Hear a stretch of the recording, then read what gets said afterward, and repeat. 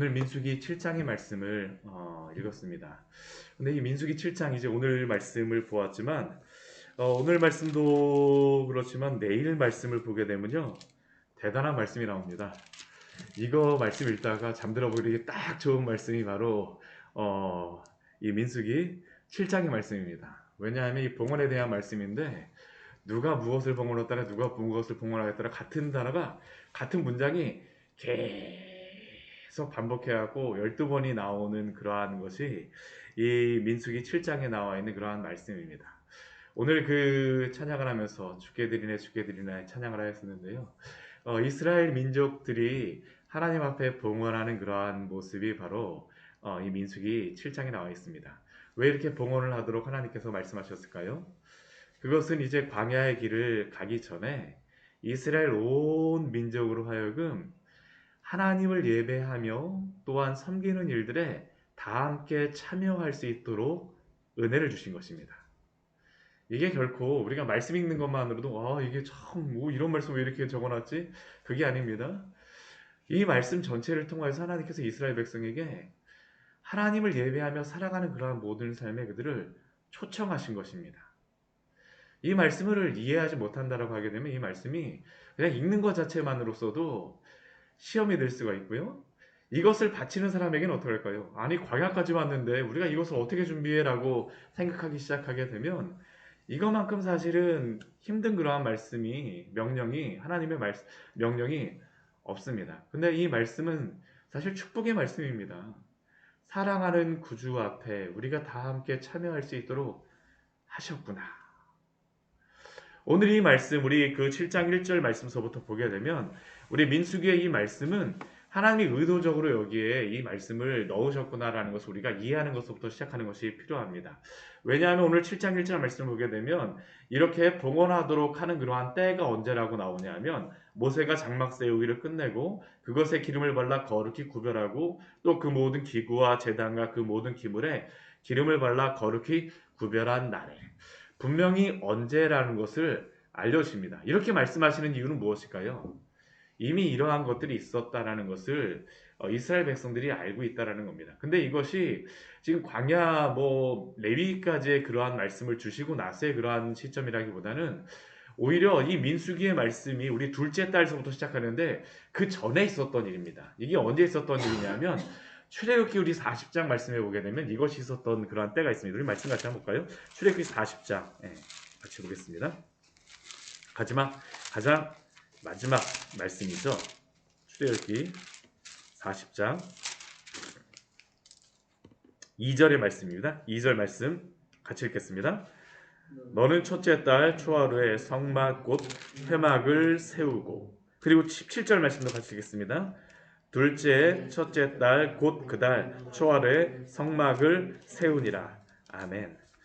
둘째 첫째 달 초하루, 그러니까 이스라엘 백성들이 애굽에서 나오고 나서 둘째 첫째 달 초하루 1월 1일이죠. 그렇죠. 이때에 성막을 세우게 하셨는데 이때 무엇도 하게 하셨냐면 기름도 다 바르게 하셨습니다. 그러니까 이 민수기의 말씀 전보다 한 달 전 정도 그때 있었던 일이 바로 이 오늘 7장의 말씀이라는 것이죠. 근데 하나님께서는 이 말씀을 모세를 통하여서 앞부분에 기록하게 하신 게 아니라 뒷부분에다 기록을 하게 하셨습니다. 왜 그럴까요? 의도가 있기 때문입니다. 지금 하나님께서 이제 광야의 길을 가게 되면 당장 이 이스라엘 백성들이 행해야 될 것이 무엇입니까? 짐을 운반하고 가야 됩니다. 짐을 운반하고 가는 곳에 모든 이스라엘 백성들로 하여금, 그리고 오늘 특별히 보게 되면 이 일을 누가 먼저 봉헌하도록 하시냐면 지휘관들로 하여금 동참케 하십니다.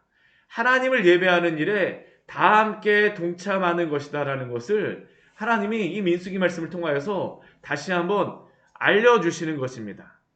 목회자만, 누구만, 앞에 선 사람만, 물론 앞에 선 사람들이 하나님 앞에 드리는 것이 맞습니다. 그러나 다 함께 한다라는 것을 우리는 기억해야 합니다. 그리고 누구를 중심으로 이 모든 광야의 길을 가야 될까요? 하나님을 중심으로 가야 되는 것입니다. 이 민수기의 말씀 우리가 앞에서부터 우리가 보게 되면 이게 그 구조가 있다라는 것을 알 수 있습니다. 이게 무슨 의미냐 하면 우리 민수기의 우리 1장서부터 4장까지의 말씀을 보게 되면 나왔던 말씀이 무엇입니까? 진영을 어떻게 할지를 말씀해 주세요. 진영. 그렇죠? 인구 조사를 하시면서 어디에 어떤 지파가 어디에 있고 동쪽에 있고 서쪽에 있고 남쪽에 있고 북쪽에 있어라라고 말씀하시면서 이 진영을 중심으로 말씀하십니다. 이스라엘 백성들이 어디 사방에 머물러 있는 것을 말씀하세요. 그리고 5장 그 뒤에 말씀을 보게 되면 이 레위 지파가 어디에 있을지를 말씀하십니다. 이 진영이 다 꾸려지는 겁니다. 그 다음에 우리가 5장 6장에서 보았던 것은 무엇이냐 하면 그 진영 안에서 거룩하게 그 유지할 것을 말씀하셨죠. 거룩하게 너희가 죄를 제거하면서 또한 그 나시린의 말씀을 통하여서 너희가 거룩을 향하여서 추구하면서 살아가야 된다는 게 5장과 6장입니다. 이 진영 안에서 이 진영을 어떻게 배치할지를 또한 진영 안에서 어떻게 거룩하게 유지할지를 그 다음에 말씀하시는 것이 무엇이냐면 이 진영의 성막의 그러한 것들을 직접 준비하게 하시는 것입니다. 그러니까 이게 외곽서부터 시작해갖고 하나님 중심으로 다 이게 다 온다라는 것을 볼 수가 있어요. 광야의 길을 갈 때에 누구를 중심으로 살아가라는 것입니까? 하나님을 중심으로 살아가라는 것이 이 민수기 말씀에서 이 이스라엘 백성들에게 주시는 말씀이요. 또한 이 광야의 길, 이 인생길을 살아가는 우리에게도 하나님께서 주시는 말씀인 줄 믿습니다. 먼저 우리는 어떻게 살아가야 됩니까? 하나님을 중심으로 살아가십시오. 우리의 영광을 위하여 살아가는 것이 아니라 하나님의 영광을 위하여서 살아가라라고 우리에게 말씀하시는 것입니다. 그리고 하나님의 영광을 위하여 살아갈 때에 모두 다 이 일에 동참할 수 있도록 초청하시는 것이죠. 모세와 아론이 이 제사장으로서 성막의 일들을 맡았기 때문에 너가 이 모든 것들을 다 준비해라가 아닙니다. 오늘 말씀을 보게 되면 무엇을 헌물하게 하십니까? 우리 3절 말씀 보게 되면 우리 그 민수기 7장 3절 말씀을 보게 되면 무엇을 준비하라고 말씀하시냐면 덮개 있는 수레 6대와 소 12마리를 준비하라고 명령하셨습니다. 사실 곰곰이 생각해 보게 되면 덮개 있는 수레 6대와 소 12마리 레위 지파도 이 10,000명이 넘어가는 그러한 사람들이기 때문에 그 사람들에게 천천히 너희가 몇백 명씩 모아갖고 이것을 몇천 명씩 모아갖고 준비해라라고 충분히 말씀하실 수도 있습니다. 근데 하나님께서 어떻게 하십니까? 각 지파의 지휘관들로 하여금 이 일에 참여케 하세요. 왜 그럴까요? 하나님을 섬기는 일에는 누구도 예외가 없다라는 겁니다. 누구도 예외가 없어요. 이스라엘 모든 사람들이 하나님을 중심으로 살아가라고 그들에게 말씀하시며 또한 그들을 초청하시는 것입니다. 사랑하는 성도 여러분, 모든 인생을 주님을 중심으로 살아가시기를 축원합니다. 이게 바로 성도가 살아가야 될 그런 삶의 방식이죠. 그래서 민수기의 말씀을 보게 되면 광야길을 살아가는 사람들에게 어떻게 살아갈지 이 원리를 말씀해 주세요. 하나님을 중심으로. 이게 바깥서부터 시작해서 하나님을 중심으로 모든 게 다 준비가 되어지잖아요. 하나님을 중심으로 살아가. 그리고 또 이렇게 이 덮개 있는 수레 6대와 소 12마리를 준비하여서 레위인들에게 주어서 각기 직임대로 회막봉사에 쓰라라고 말씀하시는데 참 이 뒤에 말씀을 보게 되면 이게 좀 시험에 들 수도 있습니다. 레위인들 자체가 빈정상할 수도 있어요. 왜냐하면 이 레위인들에게 이 수레와 소 12마리 그들 자체만으로도 뭐 충분히 준비할 수 있는 것이라 할지라도 하나님이 각 그 레위 자손에게 이것을 나누어 주는데 공평하게 우리 세 집안 아닙니까? 그렇죠? 우리 보게 되면 그 게르손 자손, 무라리 자손, 고라리 자손이 이 레위 지파의 세 집안이면 공평하게 이것을 나누어 주시면 참 좋은데 우리 게르손 자손에게 7절 말씀 보게 되면 무엇을 주라고 말씀하십니까? 수레 둘과 소 4마리를 주라고 말씀하십니다. 게르손 자손에게는 수레 둘과 소 4마리예요. 그러면 수레 4과 소 8마리가 남았으면 나머지 그 지파에게도 동일하게 이렇게 나눠주면 2대씩 소 4마리씩 나눠주면 되지 않을까라고 생각하는데 여기까지 공평한 것 같은데 우리 8절 말씀 보게 되면 무라리 자손들에게 어떻습니까? 수레 4과 소 8마리를 나눠주라고 말씀하십니다. 그럼 이렇게 무라리 자손에게 주고 나면 고핫 자손은 어떻게 합니까? 없어요. 없습니다. 왜 그렇게 하실까요? 직임대로죠. 무조건 공평하게만 하나님이 주신다라는 것은 아닙니다. 각자의 직임대로. 그럴 수밖에 없습니다. 왜냐하면 우리가 앞에 우리 민수기 앞에 말씀에서도 그들의 직임에 대해서 우리가 보았었는데 게르손 자손 같은 경우는 무엇을 맡은 사람들이었습니까?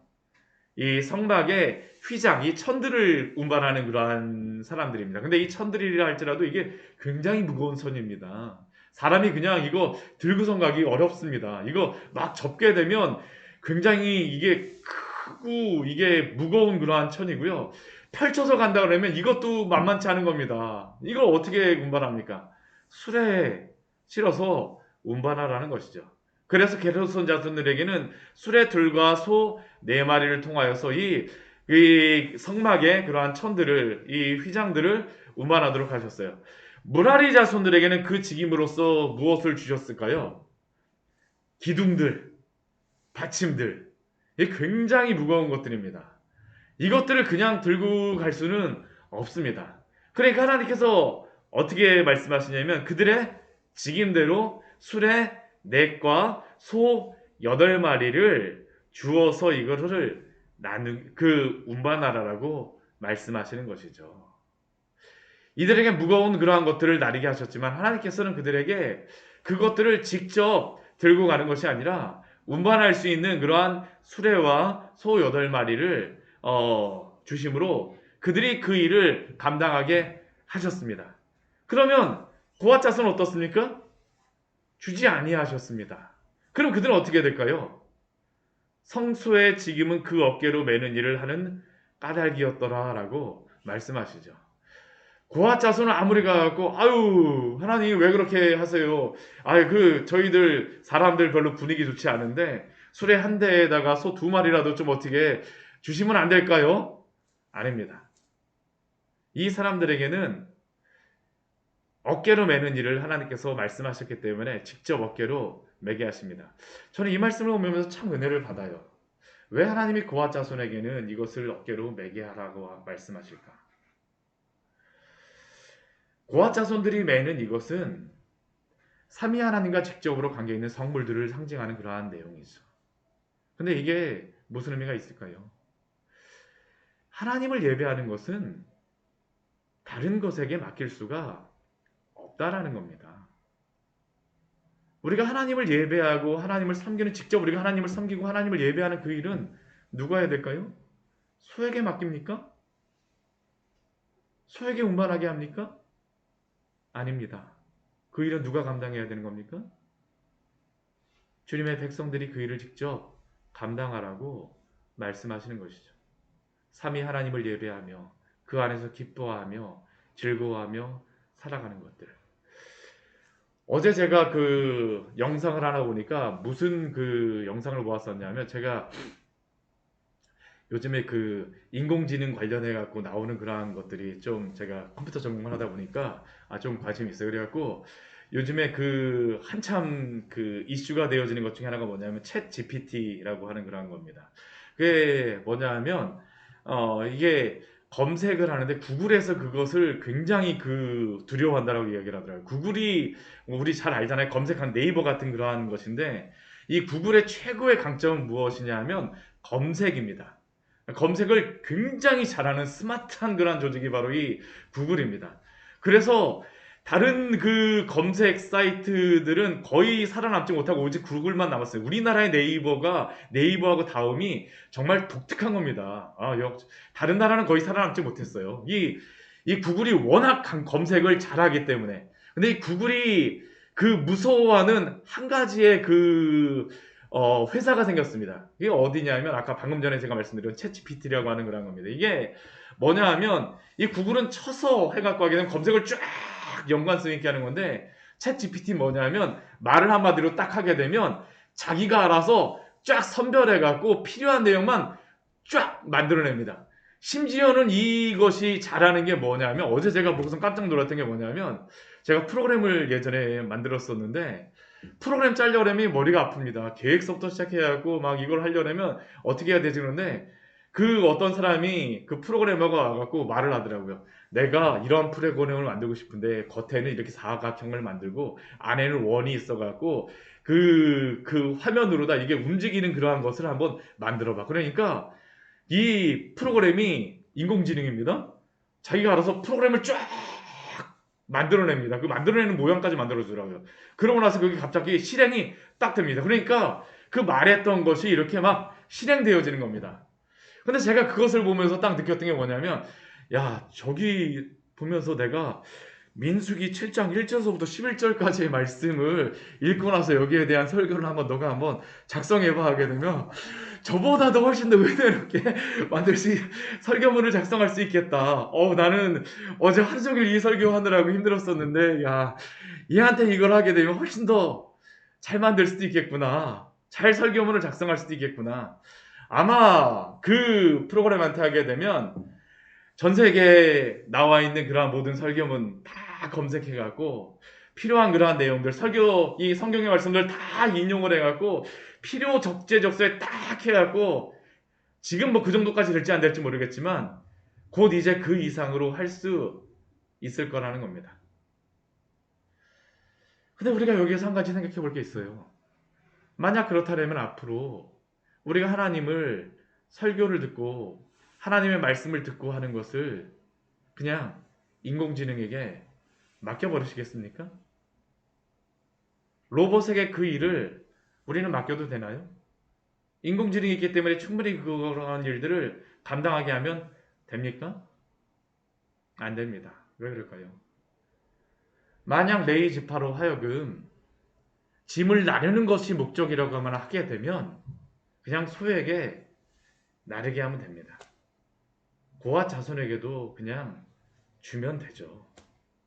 왜냐하면 짐 나르는 것은 소가 훨씬 더 잘 나르고 훨씬 쉽게 나르고 불만도 없습니다. 짐만 주면 돼요. 물만 주면 됩니다. 그러나 하나님께서는 하나님을 예배하는 일들을 누구의 어깨에 매게 하십니까? 고아 자손의 어깨에 매게 하십니다. 사랑하는 성도 여러분, 우리가 하나님을 예배하며 섬기는 것은 큰 특권입니다. 하나님의 형상으로 창조되어진 주의 백성들이 하나님을 예배하며 하나님을 섬기며 나아가는 것은 특권이자 기쁨입니다. 그 어떤 것도 이것을 대체할 수 없고 그 어떤 것에도 대체하라고 하나님께서는 말씀하지 않으셨습니다. 오늘 하루 하나님을 섬기며 하나님을 예배하는 것, 다른 것에게 빼앗기지 마십시오. 주님을 섬기는 일에는 하나님 우리에게 맡기셨습니다. 인간에게 주신 놀라운 특권이죠. 하나님을 예배하는 하나님의 영광을 위하여 살아가는 우리 귀한 성도님을 되시기를 축원합니다. 같이 기도하도록 하겠습니다. 하나님 아버지,